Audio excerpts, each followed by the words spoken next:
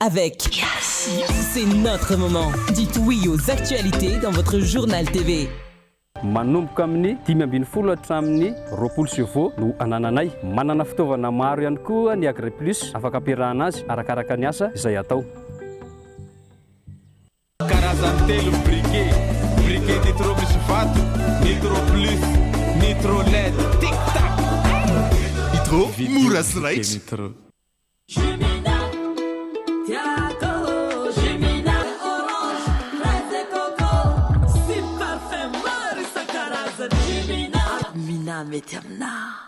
Manolotra ho anao ny vaovao. Salama tompoko, tonga soe tamin'ny Pegasus e.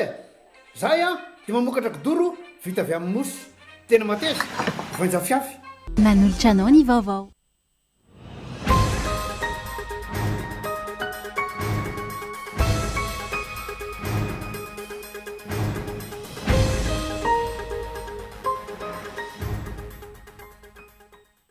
Novonona tamin'ny fomba feno Abibiny Stéphanie iray tamin'ireo tovovavy roa hita faty teny Ambomanga hono reniny. Ireo rehetra very havana zanaka manoloana ny virongatra ny tsy fandriam-pahalemana izay mitaky ny fandraisana andraikitra mpitondra tontranga tany amin'ny distrika amin'ny Belotsirbiny. Mitaky fanapahan-kevitra politika fampiasam-bola matanjaka sy rafitra mazava amin'ny famokarana ny angovo noklearo ny teo anivony INSTN amin'ny fanjakana izay eo ampanomanana ny lalàna sy ny rejateny momba izay. Mitaky antoka avy amin'ireo tompona andraikitra ny fandaharana asa fandroso ireo tanora Toliara amin'izao fotoana izao. Leo mbonanana tamin'ny kolokolo sy ny kiantrano an-trano hatr'izay izy ireo ka manaitra ny fitondrana fanavaozana. Manomboka hitana fitohanana ny fifamoivoizana ao an-tampon-tanàna ny Fianaratsoa, maro ny olana terak'izay amin'ny fiainana andavanandro ka takiana ny ametrahampitantana ny tanàna, lamina mazava. Any ivelany mitohy ary mihamafy ny fifampiantsiana eo amin'ny Etazonia sy ny Iraniana amin'izao fotoana izao, nanambara amin'ny filoha Amerikanina fa ho sahirana Iran amin'ny sazy ara-toekarena raisiny fitondrana Amerikanina. Fa ny ho-kevitra izay nadika ampitantana Iraniana ho taratra ny fahalemen'ny Amerikanina ny antsipriandreo.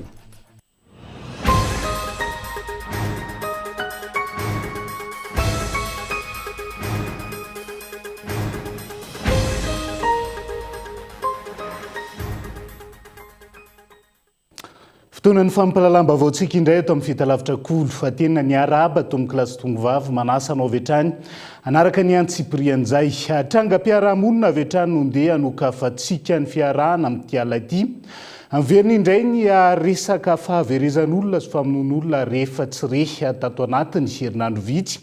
Raha ny tranga omaly izay nahafatesana tovovavy miisa roa teny Ambomanga, von'olona nininana tao no niseho vony reny Stéphanie. Iray tamin'ireo tovovavy namony ainy ka mitaky fanadihadiana lalina ny fianakaviana amin'izao fotoana izao. Doarantsika ny Antsipriana. Tamin'ny fomba feno Abibina no namonoana ny Chinois soavina Mikaela Israel Stéphanie, hoy ny reniny, iray tamin'ireo tovovavy roa namony Inde ary hita faty teny Andranomatsantso Ambohimanga omaly alahady. Feno ratra ny vatany, loka ny tendany ary nahitana fivotosana ihany koa teo amin'ny masony sy ny andriny raha ny fanazavana. Ny zoma izy no niala tao an-trano ary nilaza fa andeha hijery sarimihetsika hoy ny reniny. Tsy nahareva avao momba azy intsony ny fianakaviana taorian'ny izay. Tsy fanaon'ny Stéphanie hoe nandeha elaela izy ka tsy niteny.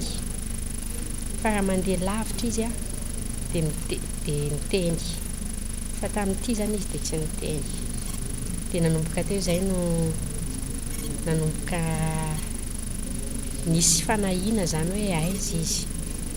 Dia nandeha nitady izay tapa-kevitra nitady niaraka tamin'ny famillen'ny Ankotiana sy izay zany nandidina Antananarivo nanomboka teo amin'ny 7 alina teo.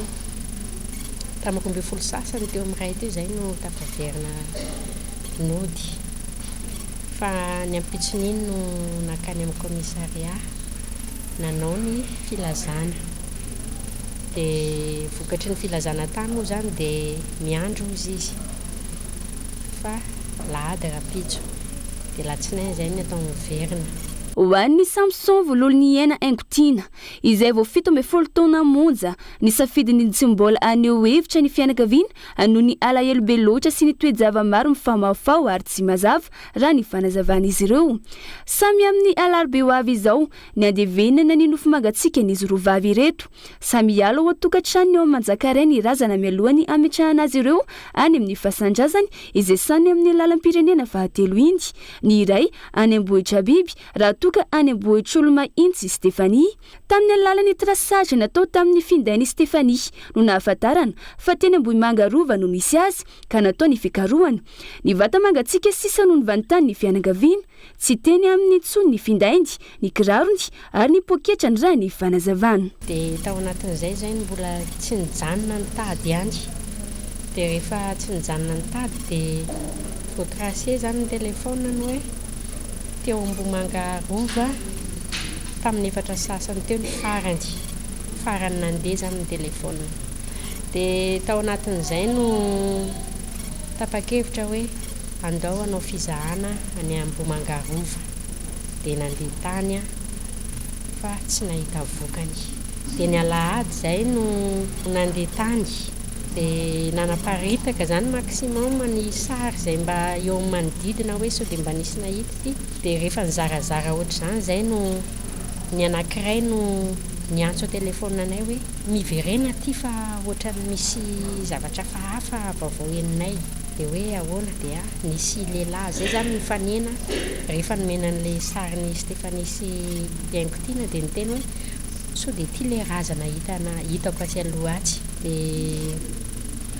Dia teo zany ny farana fa izy tokoa le razana izay tena hitanay hoe tao anatin'ny abibiana ny famonoana azy.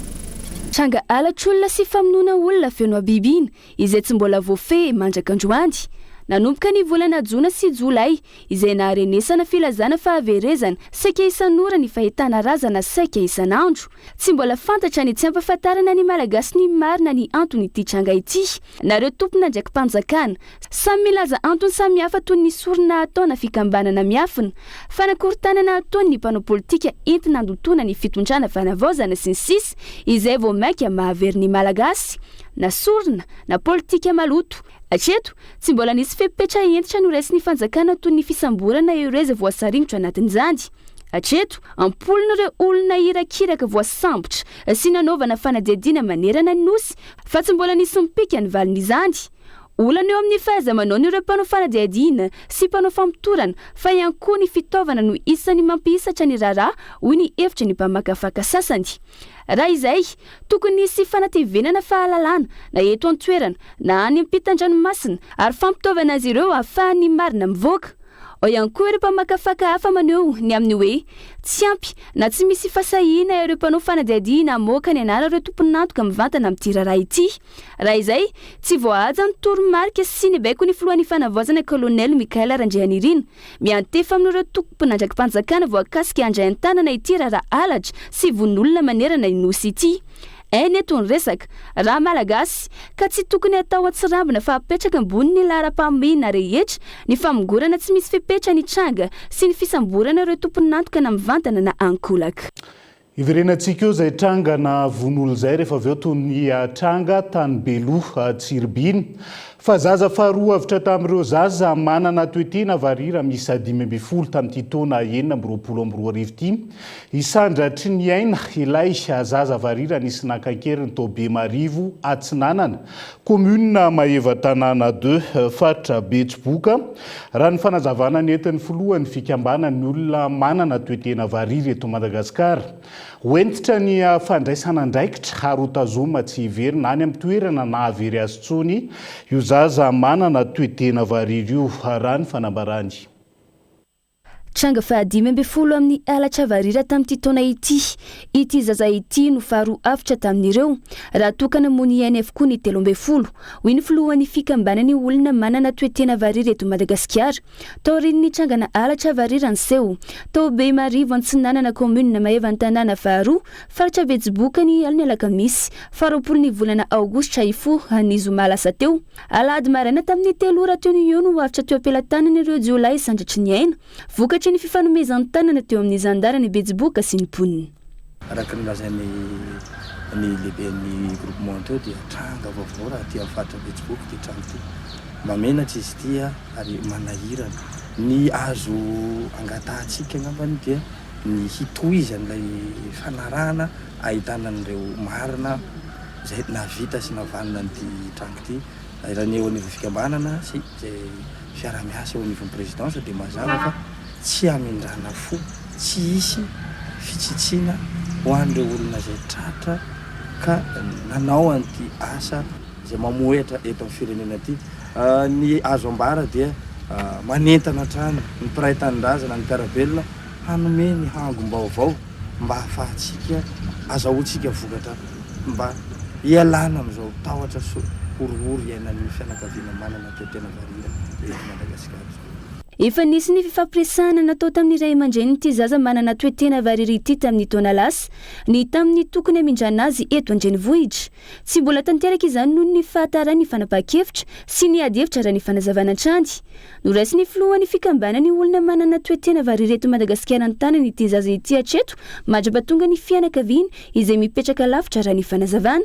Isy ny fifampiresahana mahakasika izay tokony amahana ny olana orinina izay. Ny azo atao aloha hatreto ny tsy verena ny zaza intsona ny mitoerana izay nahavery azy hoy ny nambarany. Isy ihany koa ny lamba manokany izay mampetraka iarana amin'ny zandary ao an-toerana. Iverenantsika eo izay tranga mpiara-monina saika amin'ireo faritra maro manerana nosy izay rehefa avy eo fa mitaky fanapa-kevitra politika fampiasam-bola matanjaka arafitra entitra momba ny fiarovana ny firosona amin'ny famokarana angovo nokleary. Hoy teo anivony INSTN ny Institut National des Sciences et Technologies Nucléaires androany. Efa eo ampanomanana ny lalàna sy ny rijateny fiain'ny famokarana ny firenena amin'izao fotoana izao indrindra hoentina mamany olany herinaratra ankehitriny. Daniela Minoso. Sakana tsy nirosony Madagasikara tamin'ny famokarana angovo avy amin'ny nokleary hatramin'izay ny fanapa-kevitra politika ny fitondram-panjakana teo aloha iroso amin'ny famahana ny olany angovo teto amin'ny firenena. Na izany, mbola azo atao ny mitrandraka sy miroso amin'ny fampiasana ny famokarana angovo nokleary, indrindra avy amin'ny réacteur nucléaire modulaire eto an-toerana, amahana ny olany délestage miverimberina eto amin'ny firenena. Evantsika hoe tara ihany nefa ny tara kely ihany satria efa mitambesatra ilay olana rangovo dia izay tsika vao tonga amin'ilay hoe fanapa-kevitra hoe andao ary hojerena sao dia vahaolana maharitra kosa ny fampiasana ny angovo nokleary amokarana angovo. Dia tonga moantsika izany zao amin'ny fotoana manana mpitondrintsika izay mieritreritra hoe tsara raha jerena kosa io lalana anankiray io ahafahana mamahany angovo. Tombontsoa ho azo aloha dia fampandrosoana ara-sosialy sy ekonomika satria ny angovo dia milina anankiray mitondra ny fampandrosoana. Raha itsika anie no mijery any ivelany any nakamaroany firenena rehetra mandroso mampiasa angovo nokleary satria ny zavatra mitranga amin'izao amin'ny eran'izao tontolo izao hitantsika ireo amisan'ireo ady ireo dia na ny solika azy efa manahirana korotany ny oady etsy ireo indrindra fa ny ao amin'ny golfe ny Persika io dia na ny firenena manana solika toy ny Émirats Arabes Unis zany amin'izao fotoana izao efa manangana centrale nucléaire misy 2.5 ny azy. Amin'ireo 2.5 ireo misy amokarany rano, misy amokarany angovo. Araka izany, azo atao ny mamany olany délestage amin'ny alalan'ny fampiasana sy famokarana ny angovo nokleary. Na izany, mitaky fotoana, fampiasam-bola ary rafitra entitra momba ny fiarovana ny fampiarana izany ho ny manam-pahaizana. Ny lalàna mikasika ny angovo nokleary izay tokony avoazina ihany koa, tsy mifanaraka amin'ny zava-misy intsondra ny fanazavana. Tsy azo atao zany hoe maikamaika. Marina le izy fa anisan'ny fomba ray ahafahana tena mamany olana amin'ny angovo ary naizanaiza moa zany na pays développé na sous-développé dia efa resy lahatra eran'izao tontolo izao scientifique sy ny technicien rehetra hoe ny énergie nucléaire ihany tena lalana ahafahana tena mamany olany angovo. Zany hoe raha ho antsika eto Madagasikara zany zao dia anisan'ny tena afaka hatrandrahana izy ary azo antoka amahany izay olana zay. Saingy kosa fametrahana azy zany dia mila manaraka strictement an'le norme de sûreté sy sécurité ary garantie izay apetraky ny agence internationale de l'énergie atomique dia ny INST moa zany efa miezaka mametraka ny cadre hoe ametrahana an'izay fa mila fotoana le fametrahana an'izay zavatra zay. Raha iverenana, isan'ireo odinina mandritry ny fivoriana tsaram-pitoany anteny miram-pirenena manomboka rampiso ny mikasika ny fampiasana azo antoka, voaro sy ampilaminana ny teknôlôjia nokleary eto Madagasikara. I Madagasikara izay efatra amin'ny taona 720 no noroso tamin'ny fampiasana ny teknôlôjia nukleary, indrindra teo amin'ny sehatry ny fitsaboana ny aritana cancer, ny indostria ary ny fikarohana. Andrasana ny firosoana amin'ny dingana vaovao dia ny fampiasana ny teknôlôjia nukleary amin'ny famokarana herinaratra. Ny fampiasana reakteur modulaire iray izay afaka mamokatra angovo 300 megawatt, mihoatra lavitra noho ny tsy fampina raha tsy laza fa tsy ny eto amin'ny tambazotra iraisana Antananarivo. Lavitry ny vidim-boka trandrasan'ny tantsany vidiny lavanila maitso any Mananaravaratra amin'izao fotoan'izao. Vidiny izay manodidina ny R1,00 raha tokony roa hetsy any kilao. Mila ampitomboana eo anatrehan'izay ny ezaka efa nataon'ny fitondrana fanavaozana ho ny solombavam-bahoaka avy any toerana Tojondrina Tahiry. R1,00 ny kilao ho an'ny lavanila maitso, ho an'ny latsaky ny 13 cm raha ny vidy farany ambany, napetraky ny fitondram-panjakana amin'izao taom-pihotazana izao. Io vidy io no miatra any an-toerana amin'izao fotoan'izao. Araka ny nolazain'ny solombavam-bahoaka ny Mananaravaratra, R2,00 ny vidin'ny lavanila maitso raha ny tokony ho izy. Mbola lavitry ny vidy andrasan'ny tantsaraka izany ny vidin'ny lavanila maitso amin'izao fotoan'izao. Niena ihany koa ny tahan'ny vokatra niakatra tamin'ity taona ity. Miandratra ny fampitomboana bebe kokoa ny fanatsarana hoentin'ny fitondrana amin'ny sehatry ny fiarina ny tantsaha hoy ny solombavam-bahoaka avy any Mananaravaratra. Azo loha zegny tsy dia namokotra zegny ny vanila tamin'ny tagny. Zay zay amin'ankapobeny fa mbola tsy zay tegna tadiavin'ny vahoaka. I tegna tadiavin'ny vahoaka dia hiherigna amin'izay vidin'izay tsara hatram'izay. Iarahantsika malala donc ny vanila zegny agnisan'ny vokatra tegna tsara vidy raha teto Madagasikara raha ny volo fahondra. Satria nahazo tagny tamin'ny 200 000 ariary ny clone verte, izy amizao mbola agny amina 10 000 ariary. Raha zay ndraiky nampitahigny tamin'ny fitondrana zay tio taloha miaraka amin'ny fagnavaozana zao, azo lazaigny ampisiny an'ny fahatsarana madinidiny. Raha za mbola mizaha amin'ny fizotriny amizao, mety janijanina amin'ny ihany izy raha amin'ny taom-pitoazana vanila verte amin'ity taogno ty fa ny amin'ny taogno avy kosa igny mbola hitantsika eo. Miankina amin'ny politika mpanjakana zay endrika anatsarana izy koa sy ny agnivon'ny marché international. Azo adinontsika kosa ny fiakaran'ny vidin'ny vokatra dia miankina amin'ny tsena iraisan'ny firenena. Tokana ny etaetan'ny tantsaha hoy ny fanazavana. Niakaran'ny vidin'ny lavanila satria efa 10 taonany no niaina tao anatin'ny fitotonganana tanteraka ity sy ampiarina ity. Eny, naverina napetraka tamin'ny faran'ny volana Jona ny vidin'ny farany ambany R1,00 ny kilao ho an'ny lavanila maitso 13 cm no mihoatra, raha 10,000 ariary kosa ny kilao ho an'ny lavanila latsaky ny 13 cm. Isan'ny andrasan'ireo tantsaha koa no toy ny fanadiadiana mahakasika ny fitantanana ny volan'ny CNV izay manodidina ny 530 tapitrisa $. Amin'izao taona 2024 zao moa dia AVM na ny Alliance de la Vanille Malagasy no natsangana isoloterana ny CNV amin'ny fandrindrana ny sehatra. Ao anatin'izay vaovao ny toe-karena izay trano fa sehatra ny fandraharana. Mitakiantoka avy amin'ireo tompon'andraikitry ny fandaharana asa afandroso ireo tanora ao Toliara amin'izao fotoan'izao. Leo mbonanana tamin'ireo tetikasa maro efa nisy tany aloha ireo tanora izay nahitana kolokolo sy kiantrano an-trano ka miandrandra ny siny fanavaozana amin'ny lafiny rehetra indrindra ao anatin'izao fitondrana fanavaozan'izao Esperanto Marsonette Toliara. Mametraka ny ayay manoloana ny fandaharana asa fandroso izay fandaharana asa mampindram-bola ny tanora manerana ny nosy te Andraharaha ireo tanora eto Toliara nandritra ny hetsika fampahafantarana izany. Io moa zany fanontany amin'ny mipetrapetraka amin'ny tanora iabiaby hoe moa ve tena mangarahara le programme zay tena hoe irariny tanora mba ho mangarahara le programme mba elana amin'ny zavatra tsy mety eo aloha hoe ketrano trano sy raha mba tena isitraky ny tena hoe tanora manana orinasa mendrika programme projet mendrika mba samy misitraka an'ity programme ty ary izay koa anisany tena sakana satria maro ny tanora manana projet tsara fa matahotsy any le projet noho ny tsy fatokisana noho ny ayay so de vers le projet nay so de misy mangalatsy le projet nay de sisa le tanora maneho le projet loatsy makasika raha manaka an'reto. Le programme aloha mahaliana sady tsara be fa ny betsaka ny tanora mbola tsy mahafantatra dia manaraka an'izay koa betsaka ny tanora matahotra hoe io misy programma dia efa nisy manko io teo, efa nisy programma ohatran'io teo aloha dia hoe any ilay dossier dia tsy hita sao dia hoe ny ideanay fotsiny no laina sy ny ohatr'izany, izay anisany mampatahotra nay indray anjara.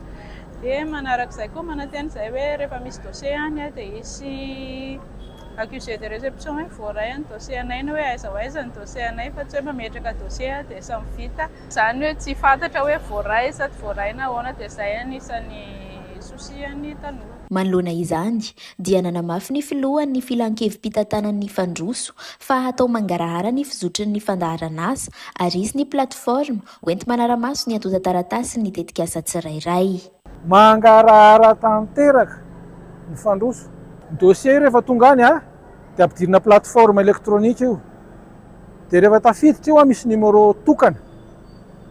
Mba tsy mifangaro ny dossier, tsy mandeha amin'ny anarana tsotra fa numéro tokana. Dia iny alefa SMS aty amin'ilay olona. Tsy maintsy mara SMS ny olona rehetrarehetra nandefa dossier. Hoe ty numéro dossier tokananao anarahanao ny dossier anao. Na validé na tsy validé tsy maintsy mandefa SMS zay. Tsy maintsy mampafantarina foana ilay olona fa tsy hoe lasany fotsiny izy dia tsy fantatra mihitsy hoe nakaiza ilay izy. Telo volana tsy hita ilay izy. Tsy maintsy ampanesina foana ny olona rehetra nandefa dossier eran'i Madagasikara. Na rehetra tapitry ara nandefa dia tsy maintsy ampafantarina foana. Araka izany dia manantena ny sy ny fampahafantarana feno ny fandaharana asa sy ny hampangarahara ny fanatanterahana azy ireo tanora. Ity fandaharana asa ity izay mizara rora ny fanazavana dia ny tsiry ho an'ireo manana hevitra na idée de projet fotsiny ary ny tafita ho an'ireo orinasa efa mitsangana. Mitarain'ireo mpampiasany lalam-pirenena fahatelo mihaza ho an'ny Sadabe noho ny faratsin-dalana amin'izao fotoana izao. 12 ora ankehitriny ny anaovana ny alaviran-dalana 80 kilometatra raha enon'ora zany teo aloha. Simba ny fiara mitomby ihany koa ny fasahirana n'ireo mpandeha ary maro amin'ireo vokatra entina amidy aty an-drenivohitra no simba na mitroka eny an-dalana andao raha antsika ny fanadidina. Velotaraina ireo mponina mampiasa ny lalana makany Sadabe amin'ny lalam-pirenena fahatelo. Rasy ny lalana ka lasa avy hoe ny fotoana lany eny an-dalana. Atao adiny 12 ny lalana 80 kilometatra mampitohy azy amin'ny renivohitra ankehitriny raha adiny 9 teo aloha. Maro ny vokatra miakatra any amin'ity distrika ity Amatsina Anatananarivo sy ny manodidina ka sakana amin'ny fivezivezen'ny vokatra ny faratsin'ny lalana. Maritra ela ao anaty fiara ireo entana, indrindra ireo vokatra mora simba. Vokany, maro amin'izy ireny no tonga eto an-drenivohitra efa simba na potika. Ankoatra ny fahasimban'ny vokatra, mitombo ihany koa ny vesatra zakain'ireo mpitatitra, mitombo ny fandaniana ary mihasimba aingana ny fiara noho ny faratsin'ny lalana. Tena efa nanomboka efa tena ela fa hatramin'ny samy tonkartoniny efa tena ratsy ny lalana. Taloha zany efa ratsy ny fandriampahalemana fa zao izy efa verina tsara efa lasa taloha to maraina dia zao efa lasa mandeha hariva noho ny hatsaran'ny fandriampahalemana indray aloha. Tsy mpanamboatra lalana aloha zany zao tsy misy zao fa hoe efa nisy mpandrefindrefy lalana reny tany fa tsisy mbola tsy antoy izy zao. Tsisy fa eo Sadabe mbola ny atsimo mbola vita fa mena varatra mbola tsy vita fa onona aloha hoe atao na ny gasoil anay zao mitombo ny mpandeha moa zany mitaraina ihany izy zareo aty disy lalana mitingilana kely izy dia mioraka be zareo anaty tomobile. Manodidina ny 5,000 ariary ny saran-dalana mihazo an'i Sadabe. Raha ny fanazavan'ireo mpitatitra, tsy mifanaraka amin'ny fandaniana io saran-dalana io fa sarotra ihany koa ny hampiakatra azy noho ny fahasahiranam-bahoaka. Ankoatra ny mihazo an'i Sadabe, mampikakaiky ireo mpampiasa lalana ihany koa ny lalana mihazo an-drenivohitra an'i Sorbe raha miala avy eto Antananarivo. 50 kilometatra eo ny lalana, mila fanamboarana fa ny 1 kilometatra amin'io ihany hatreto no nisy fanamboarana. Antananarivo an'i Sorbe, izay 70 kilometatra ataon'ireo fiara mpitatitra entana ora 5 hatramin'ny 4 amin'izao maintany izao. Miandry fananrenana maharitra ireo mpampiasa ity lalana ity, indrindra amin'izao akatoko ny vanim-potoanan'ny fahavaratra izao, izay mety hampitombo ny fahasarotan'ny fivezivezena. no avozana ny paikady-pirenena momba ny zezika eto Madagasikara amin'ny alalan'ny tetikasa fifanarahana teknika teo amin'ny FAO sy ny ministera ny fambolena izay nosoniavina tamin'ity androany ity politika vaovao ahafahana mandamina sy manara-maso ny kalitaon'ny zezika eny an-tsena raha ny fanazavana ny entin'ny minisitra ny fambolena ary atao mifanaraka amin'ny zava-misy sy ny tanjo-pamokarana ametrahana lalàna sy fitsipika mazava isy ny famatsim-bola avy amin'ny FAO entina anatanterahana izay paikady-pirenena izay.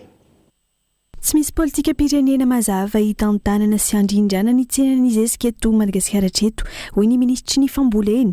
Tsy mbola ampy ny rafitra ara-dalàna mifehy ny famokarana, ny fanafarana, ny fankatoavana ny fivarotana, ny fitehirizana ary ny fanaraha-maso ny kalitaon'ny zezika. Efa lany andro ny paikady-pirenena momba ny zezika izay napetraka ny taona 2024. Tsy mifanaraka amin'ny fiovan'ny tany sy ny toetrandro ary ny filan'ny tsena ankehitriny. Tsy maintsy hatsaraina araka izany ireo fitaovam-pamokarana fototra ilain'ny tantsaka isan'izany ny zezika mifanaraka amin'ny fenitra famatsim-bola mahery ny roetsy no natokana anatanterahana ny tetikasa fanatsarana ny kalitaon'ny zezika avy amin'ny FAO. Madagasikara dia firenena manana toe-karena mifototra amin'ny famokarana. Ny zezika moa dia anisan'ny fototra iray lehibe amin'ny famokarana ny fampiasana azy ary ny fahazahoan'ny mpamboly sy ny tantsaha zezika manaraka ny fenitra araka ny tokony ho izy dia antoka ahafahantsika mamokatra sy mampiakatra ny tambokatra na ny rendement izany. Izay indrindra zany no antony ametrahantsika ihany koa fitsipifehezana mahakasika ny zezika eto Madagasikara satria izay indray dia tena mbola tsy misy mihitsy. Eo moa zany ny fanarahana kalitao araka ny tokony ho izy amin'ny zezika izay amidy. Ankoatran'izay koa moa zany dia misy ihany koa zany ny fametrahana fitsipika amin'ny fampiasana ny zezika mba tsy hiteraka fanimbana tontolo iainana na fanimbana ny tany izany fampiasana ny zezika izany. Mahatratra 5 hatramin'ny 7 taona ny filana zezika eto an-toerana amin'ny famokarana raha ny tatitra avy amin'ny ministera ny fambolena hatrany ary tsy ampy ny ampafolony io no ampiasaina amin'izao fotoana. Ao anatin'izay vaovao ny fambolena izay hatrany misy mibodo hatramin'izao ny tany fivelomany roponina izay mirefy 10.3 hektary eny lanihery mamokatra Ambodifasina secteur 12. Nateo aza ny didina voaka ny fitsarana izay nanome rary ny roponina. Efa misy mamefy Boiron indray ny tany ary sakanana tsy mahazo miditra ihany koa ireo tantsara ny fitarainana. Ity tany eny lanihery ity izay isany mamokatra vary hatramin'ny 4 taonina sotrondro 2 taonina isaky ny hektara ihany koa mamokatra voananana ary mamatsy Antananarivo sy faritra maro. Antony anaovany ireo mponina sy ireo tantsam-pamokatra antso amin'ny fitondram-panjakana ankehitriny. Andao arahantsika izay fanampanazavana izay. Manana olana izay zao satria amin'izao fotoana izay resahana izao dia misy Boiron be dia be izay eretina izay mety eretina amefena n'ilay toerana izay fambolenay tsy avela hiditra eo mihitsy ary ny tantsaha amin'ny fambolena sy andika arakarany tany nefa dia fotoana fambolena izao ka izay dia miantso ny filohan'ny fanavozana mihitsy mba hijery akaiky an'ity secteur 12 izay lanihery ity. Zavatra misy nefany tsy ny fitsarana eo anatin'ny fitsarana ny hoe misy kolokolo fa tena nanao asany ara-dalàna mihitsy ny fitsarana satria mois d'avril teo zao 2026 dia nampiakatra apely ireo mafiary eo mbola resy ihany satria ara-dalàna tokoa ny fipetrahan'ilay mpamboly eo tamin'ny alalan'ny décret 63/467 izay mbola tsy abrogé hatramin'izao. Didim-pitsarana eo ampelantananay kanefa dia ininindreo tsy raha rahina mihitsy zany didim-pitsarana zany fa atao misy manohana azy ambadika angamba any amin'ny ilany ihany. Tonga tao anatin'ny fotoana ndoka vetivety aza misaraka amin'ny ary.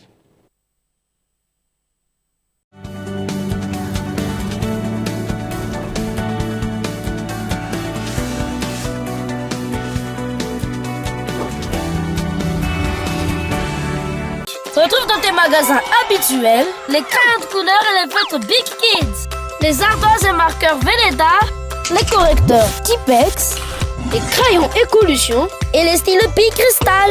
Vive la rentrée avec Bic! Fitopia sasatra feno fifaliana miaraka amin'ny Canal Plus. Hatramin'ny 3 aogositra 3 andro amin'ny chaîne rehetra no azonao rehefa manao réabonnement amin'ny alalan'ny mobile money. Ankafizo ireo fandaharana mampireny mpianakavy Pardon, vous pourriez arrêter s'il vous plaît. Je peux vous déposer?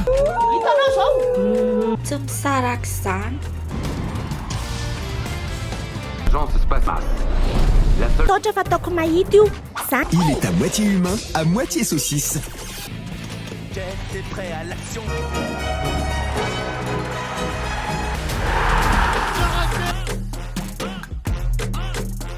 Aza tara azy aloha avy amin'ny alalan'ny mobile moly indray abonnement anao fa 3 andro amin'ny chaîne rehetra ny eno azy hoe.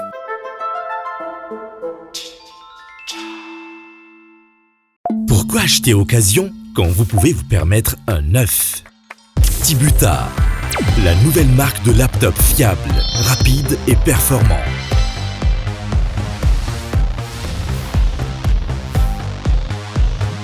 Tibuta, vous aussi vous pouvez vous le permettre. En vente chez Cosmos, distributeur Uditech. Mbola tsy fantany fa eo amponavana zavatra miavaka izy. Anaovy plein azafady. Eny ary tompoko, plein ana Excelium. Excelium? Efa azo jifaina eto Madagasikara izy zao. Wow, le solika tena lafatra fampiasa maneran-tany izy ve? Ie, mampitombo kilomètre vitanao io. Kolokolo ny moteranao ary mampiena ny fivoahasetroka maloto. Sady ny vidiny tsy niova. La solika amin'ny kalitao tena tsara. Ety amin'ny station Total l'énergie fotoana e. Excellent makosa vidinay.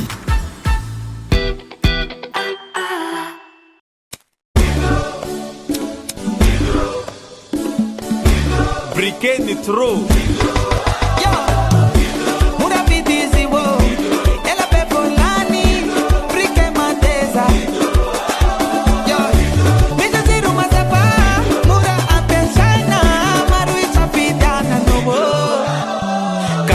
Telo briquet Nitro misy vato, Nitro plus, Nitro LED, tic tac.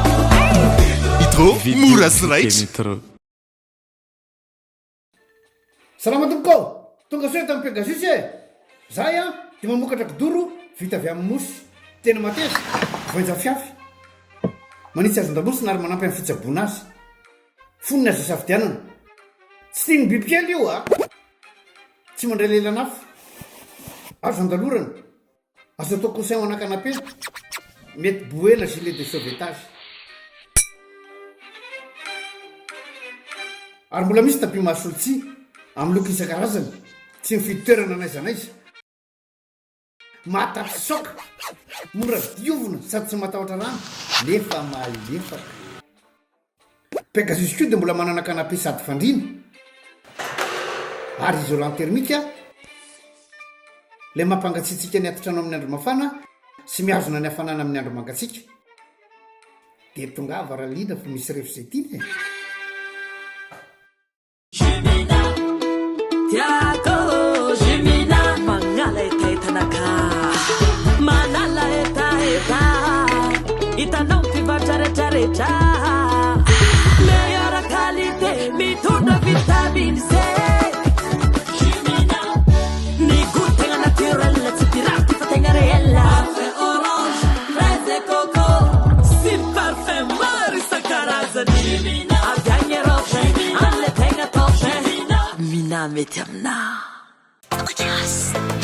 Vonina ve à fond vitesse.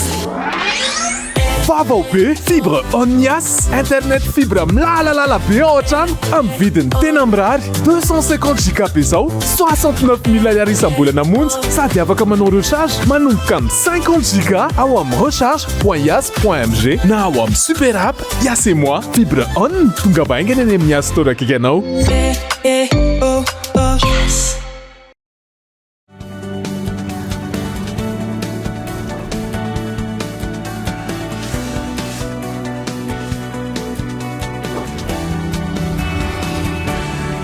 Anoizantsika ny tapany faharoa amin'ny fampalalam-baovao amin'ity ala ity.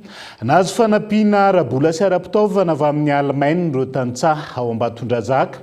Nisafidiana manokana izy ireo no ity faritra ity izay sopotra Madagasikara amin'ny fambolem-bary, kanefa isan'ny tondra faisana noho ny fandalovany rivo-doza Gezany afaran'teo. faritra malaza amin'ny famokarana vary ary manana anjara toerana lehibe amin'ny fambolena sy ny famokarana eto Madagasikara Ambatondrazaka manoloana ny fatiantoka sy ny takaitra navelany Rivodozagizany tamin'ireo mponina indrindra tamin'ireo mpamboly tany an-toerana nanolotra fanampiana ara-bola sy ara-materialy ary ara-piofanana ho an'ireo tantsahany Ambatondrazaka ny firenena Alemana tamin'ny alalan'ny masoivony izay miasa sy monina eto Madagasikara ka ny Croix-Rouge malagasy no itsinjary izany amin'ireo tokantrano mpamboly marefo miisa 700 monina Ambatondrazaka. Ny androan'io no nanatanterahana ny famatsim-bola izay nomen'ny ambasadany Alemana any Croix-Rouge malagasy. Famatsim-bola eo amin'ny 100,000 euro izay hoentina hamatsiana ara-bola sy ara-pitaovana ary fampiofanana ireo tokantrano izay atao isan'ny marefo tany amin'ny faritra Alaotra distrikana Ambatondrazaka. Ilay fomba famatsim-bola dia tsotra fotsiny nomena ny sitraka an'ireo famatsim-bola intelo metaona izy ireo ary taorian'izay zareo dia natao nanaovana accompagnement tamina resaka formation amina resaka agricole mba ahafahany zareo ataontsika hoe plus ou moins résiliente raha toka misy indray nataontsika hoe rivotoza manaraka. Ankoatra ireo fanampiana ireo dia manohana ihany koa ny Alemana ny fandraisana andraikitra mialoha tanterahin'ny Croix-Rouge malagasy ary koa ny tetikasa mikendry ny ampiarana ny fotony ny drafim-pirenena ho an'ny fampifanarahana amin'ny fiovan'ny toetrandro na ny SSF ireo hetsika ireo dia tanterahina miaraka amin'ny Croix-Rouge allemand mba hiantohana ny fomba fiasa mirindra sy misy fiantraikany lehibe ho an'ireo vondrom-piarahamonina tena marefo ao amin'ny faritra Alaotra indrindra fa ao amin'ny distrikana Ambatondrazaka. Maro ireo voambaka noho ny tsy fahafezana ny lalàna eo amin'ny lafin'ny fananantany eto amintsika. Toy ny tranga ao Ambatoboeny olona manana taratasy ara-dalàna ny mahazo ny tany tratry ny antsojay amin'izao fotoana izao vonona saina. Isehona fametsifetsena sy fanaparam-pahefana ao Antsinjay, Ambatoboeny, vokatry ny tsy fidinany fotin'ireo mpampianatra lalàna manadiady mialohan'ny andraisana fanapahan-kevitra. Misy tany anankiroa samihafa zay mitondra ny titra soafaniry sy tsy mahavajafy ary samy manana ny tompony. Ny zavatra mampitsikaiky nefany ity soafaniry ity tompoko dia alainy amin'ny anaran'ity taratasiny ity ny tany tsy mahavajafy. Ny fitsarana moa tsy tonga teny atoerana fa ara-taratasy ary le olona miady anazy amin'le tsy manjafy dia olona tsy mahay taratasy raha teo. Ary mbola nitoriny tany ny fitsarana ihany koa ireto tsy mahavajafy tompony tany reto ka ny zanany enina mianadahy tompoko dia migadra ao Mahajanga amin'izao ora sy fotoana zao satria nandany didy fitsarana hono ka dia zay zany mba manaitra ny fitondram-panjakana marina fa tany lavitra indrina any amin'ny faritra ny distrikany Ambatoboeny iny fa teo zavatra mampalahelo le zavatra na ny tribonaly ary magaga. Raha azavaina tsotsotra misy tany titire borne misoratra amin'ny rakoto izay ara-dalàna ara-panjakana manana sala amin'izay ihany koa Irabe any amin'ny toerana hafa lavitra ny tanàna ny rakoto io. Io taratasan'ny rakoto io no nentiny teo anivon'ny fitsarana ary nolazainy fa tsy mety miala eo amin'ny tany ny Irabe. Tsy njeriny teo anivon'ny fitsarana ny aminy hoe tany roa samihafa ireto kasain'ny rakoto alainy ireto fa namoaka didy avy hatrany ka io ny ala tamin'ny tany io Irabe na manana taratasy ara-dalàna azy ary nogadrainy ireo olona teo amboniny noho ny tsy fanajana ny didy fitsarana. Vera tany 12 hektara eto no resaka ary mety ho fanao ratsy hiparitaka manerana ny nosy ka anairana ireo fianakaviana ny fitondram-panjakana mahefa hijery akaiky ny raharaha. Iverenantsika vetivety ny trangam-piarahamonina fatao amin'ireny vohitra ny faritra Vakinankaratra. Lehilahy iray manodidina ny 70 taona no hita faty vao maraina tao amin'ny tsena plaky lalana mihazo ny akademia miaramila ao Antsirabe. Nahitana fahamaizana ny vatany tamin'ny faritry ny lamosiny sy ny valahany. Raha ny fantatra patory ao amin'ny tsena io ilay lehilahy zay nodimandry ary mpitondry ireny sikloposy ireny no asany. Andrindrina Randre Miarisokolo Antsirabe. Lehilahy iray manodidina ny 70 taona eo no hita faty androany alatsinainy maraina fa 4 volana aogositra 2024 teto amin'ny tsenan'ny plaky lalana mihazo ny akademia miaramila eto Antsirabe. Araka ny loharanom-bavao azo tetỳ atoerana dia mpitondra sikloposy no asan'io lehilahy izay notomandry io ary patory ato amin'ity tsena ity. Reny mpianakaviana iray avy any amin'ny toeram-pidiovana vao maraina no natsikaritra olona ny tsirara tamin'ny tany ary nampandre avy hatrany ireo olona manodidina sy ny tompona andraikitra eto amin'ity tsena ity. Tsikatitra fa nahitana fahamaizana ny vatany, ny faritra ny lamosina sy ny valahany ary nisy ratra teo amin'ny orona raha ny nambaran'ireo nanatry maso. Foana dia olona trany amin'ny WC nahita hoe misy olona mahitsy dia nijery teto dia izay ny tazo tena maintimainty lavalava zay fa lehibebe ihany eo amin'ny atao eo amin'ny 70 taona io ngambany izy iny na mahery hatrany dia nitsirika nateo dia efa teo izy no nahitako azy mainy amin'ity andamosiny ity dia iny amin'ny valahany iny mahay be aloha iny andamosiny iny io zao misy afo nyrehatra teo dia tsy hay hoe ny tanina afo teo ve izy sa tany avelan'ny tany roa namay azy io ranga io matory atsehana ato amin'ity tsehana ty matory dia izy nefany mitondra cyclopus ny asany dia izy mamamy lava kely zay le ranga isaka riva dia mamy lava rehefa miasa aly izy zany dia atoandro matory ao moa rehefa miasa atoandro dia amin'ny aly izy matory ao atsy ambady atsy mifatoria efa ela mihitsy efa mataona maro na maraina dia atsaka rano ao nany nahita anazy teo moa le mpamopompetsy koa nahita azy voalohany lamoso no nitazanay mahay satria efa nitangorona aby ny olona dia mba tamiko anay satria izy efa nidaraboka be teo tsisy ratra tsisy ninina fa niorony fotsiny nandeha ratra tsy miaraka amin'ny posy izy fa manova posin'olona dia matory ao izy rehefa te atory dia indraindray izy miasa ala dia tsy matory ao izy raha tsy ataondro ohatr'izao efa tonga tena toerana avy hatrany ny mpitandro filaminana sy ny avy eo anivony BMH nanao ny fanadihadiana rehetra ary nakandrazana raha ny fantatra dia nisy olona hafa iarana tory taminy tao amin'ity tsena ity niala nitrangany fahamaizana saingy tsy nahenona na tsikatra zavatra hafahafa izy ireo anay ato ambadika ato no mipetraka tsanahen olona nitsitsika aloha anay alina dia izay ny zavatra mahavarena anay hoe raha may tato izy tokony mba hoe hiatso vonjeo ka ndreva tsisy olona niatso vonjeo izy loha salama saina fa eo amin'le tokasotrony manina azy eny patory eo izy patory eo ambanin'ny tsena eo izy dia izy tsy fantatra hoe tamin'ny firy ny tonga teo na tamin'ny firy fa nisy namazay aza miara-patory amin'ny teo tsy maheno nininina mihitsy koa misy le mpiara-patory amin'izay dia hoe tsy mahafantatra nininina koa le mpiara-matory aminy tsy niantso vonjeo mihitsy izy aloha tena tsy naheno satria le olona matory teto ary eo akaikiny eo tsy naheno nininina araka izany dia tsy fantatra mazava aloha hatreto izay tena antony nahafatesan'ity lehilahy iray izay hita faty teto amin'ny tsenan'ny plaky teto Tsirabe ity fa raha filazan'ireo mponina tetỳ an-toerana sy ireo olona izay nafantatra azy dia ahina vokatry ny fahamamoana diso tafahoatra no niteraka ny fahamaizana lafim-baovao hafa mbola vitsy ny tanora malagasy mahasasy mafeny fandraisam-pitenena ny masom-bahoaka tsy manana fahatokisa-tena ny ankamarony ka na tsy mahatafavoaka ny afatra entiny araka ny tokony ho izy na tsy manam-pasahiana hifanatrika akory azo anarana ny fandraisam-pitenena ny masom-bahoaka amin'ny fifehezan'izany indrindra ny amin'ny teny vahiny izay tombony goavana eo amin'ny tontolony asa ndao rahantsika ny fanam-panazavana ny tombony dia maro be voalohany indrindra raha ohatra ianao ka hoe manana hevitra dia afaka kokoa izany hoe olona mahay mandresy lahatra na ohatra izany hoe any amin'ny toeram-piasana ianao dia ilaina izay hoe fahaizana mandray fitenenana sy mandresy lahatra izay dia ankoatran'izay moa izany na amin'ny resaka fianarana dia ilaina avokoa dia izay fahatokisa-teny izay zany anisany mahatonga anao ho lasa lavitra kokoa na amin'ny resaka fitantanana io amin'ny tanjona rehetra izay tianao ho tratrarina.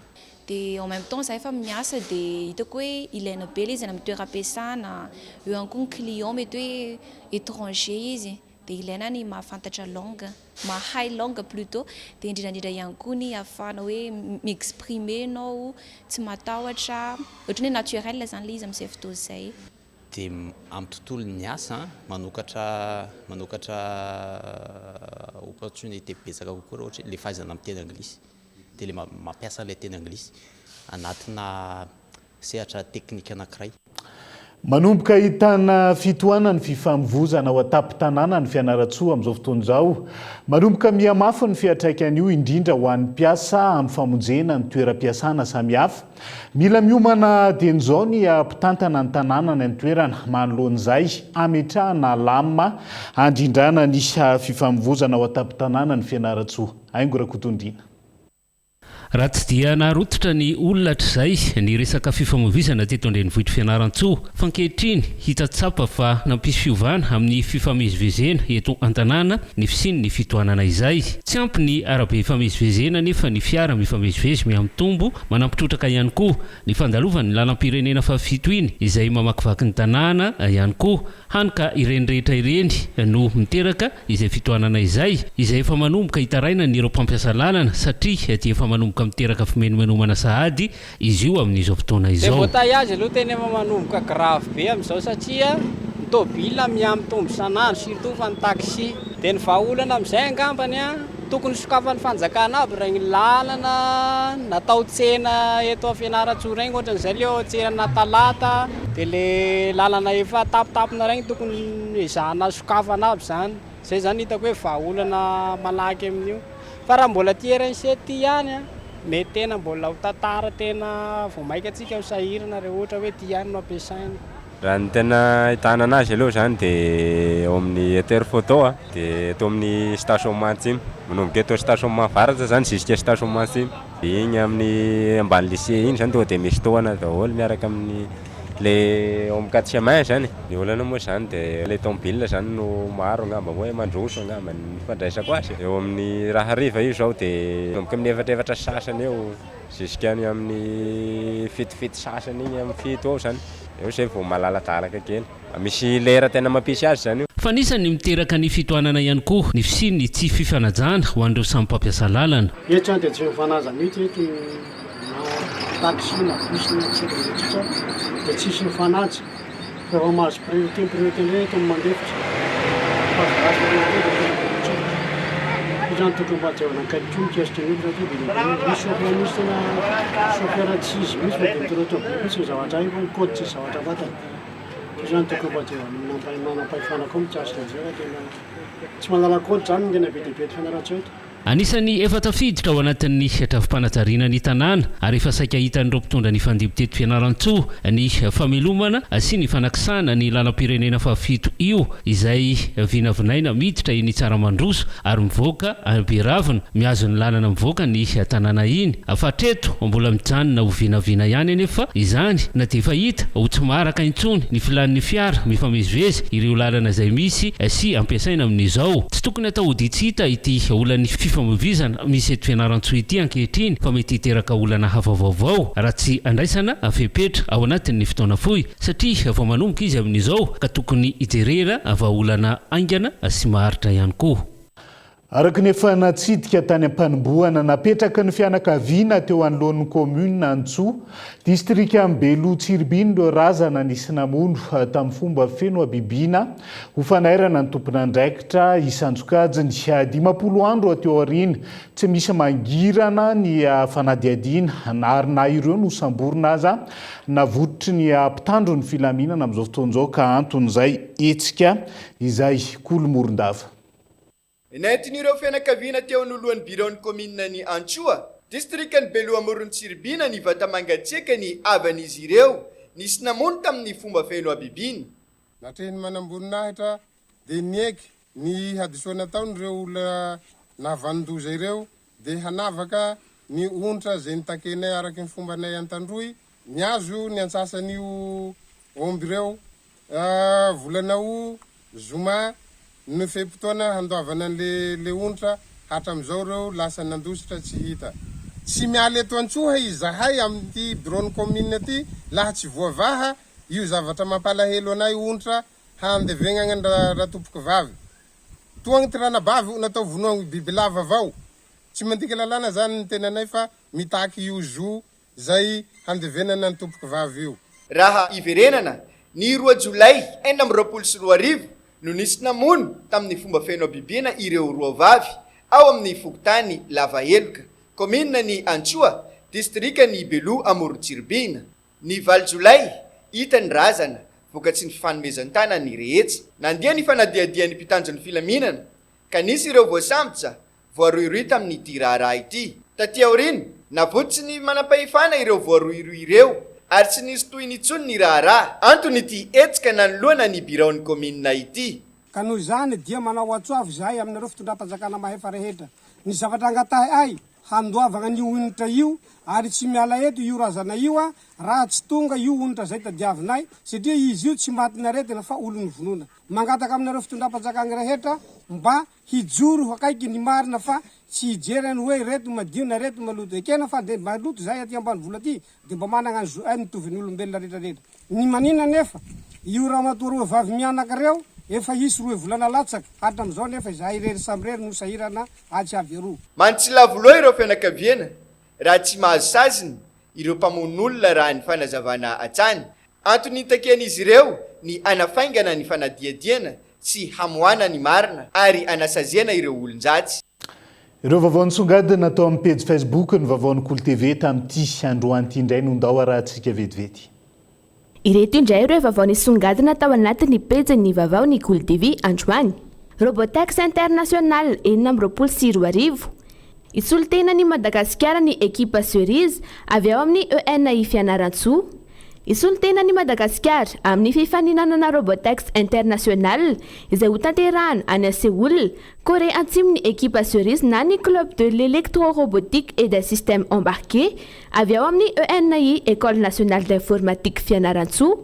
Ho tontony saina amin'ny 20 hatramin'ny 30 novambra 2024 voafantina indray anjara ao amin'ny sokajy Lego Sumo 3 kg open ny Cerise ary samban'izy ireo no andray anjara amin'ny fifaninanana iraisam-pirenena ity.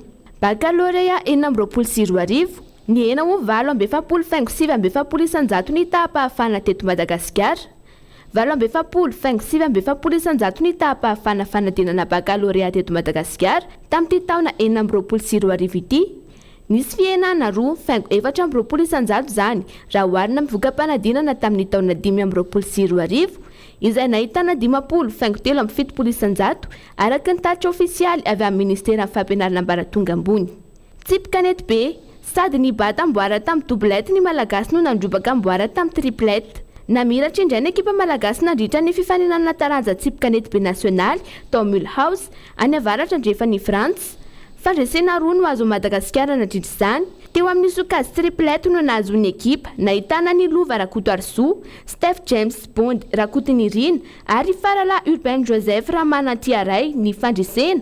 Rehefa resin'izy ireo tamin'ny isa 13 ny ekipa Romain Fournier teo amin'ny famaranana izay natao maly alahady 13 Aogositra 2024. Teo amin'ny sokajy doublette kosa no nahazo ny Tafita Andriamahandry sy Jean-Michel Lalatolojana ary ny Grand Prix Senior izay nandresy ny ekipa ny PC Wittelchem tany an-toerana teo amin'ny famaranana.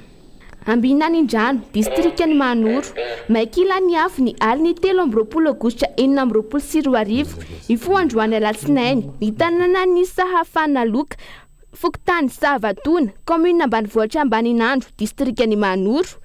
Araka ny vaovao avy amin'ny tanàna Ambaninandro, tombanana ho manodidina ny 300 ny trano may, trano 4 sisa tavela, ka anisan'izany ny trano mpiangonana FLM sy Ekara ary trano fonenan'olona roa. Miantso tolo-tanana avy amin'ny fitondram-panjakana araka izany ireo mponina Trabona. Maresaka iraisam-pirenena mitohy ary mihamafy ny fifampiantsiana eo amin'ny États-Unis sy ny Iranianina amin'izao fotoana izao. Nanambara amin'ny filoha Amerikanina fa ho potika rosahira ny Iran amin'ny sazy ara-toekarena diday ekonomika raisan'ny fitondrana Amerikanina. Namaly avy hatrany tamin'ny fampalalam-baovao ny mpitondra ao Iran ary laza fa taratra ny fahalemena sy ny faharesen'ny États-Unis ny fepetra izay raisin'ny Donald Trump. Ho fantatra ato anatin'ny herinandro sy ny volana ho avy ihany koa ny marina amin'ity fifamalin'ny firenena rotonta ity ho ny mpamakafaka iraisam-pirenena. Dia izay ihany koa no entsika manakato indray ny fiarahana amin'ity ality hankasitrahana ianao nanaraka ny fampalalam-baovao hatramin'ny farany veloma toka.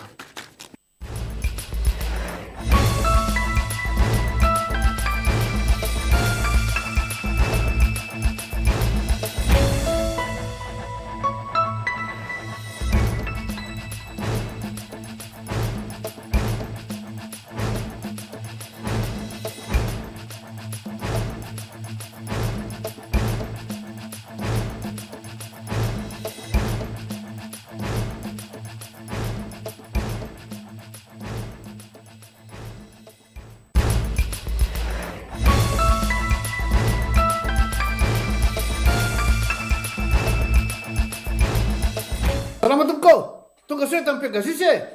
zahay a de mamokatra kodoro vita avy amin'ny mosy tena mateza voanja fiafy za présenté ny vava manomboka amin'ny 5 hatramin'ny 20 no anananay manana fitaovana maro ihany koa ny Agri Plus afaka ampiarahana azy arakaraka ny asa izay atao karazany telo briquet briquet nitro misy vato nitro plus nitro led tic tac nitro mora sy raitra nitro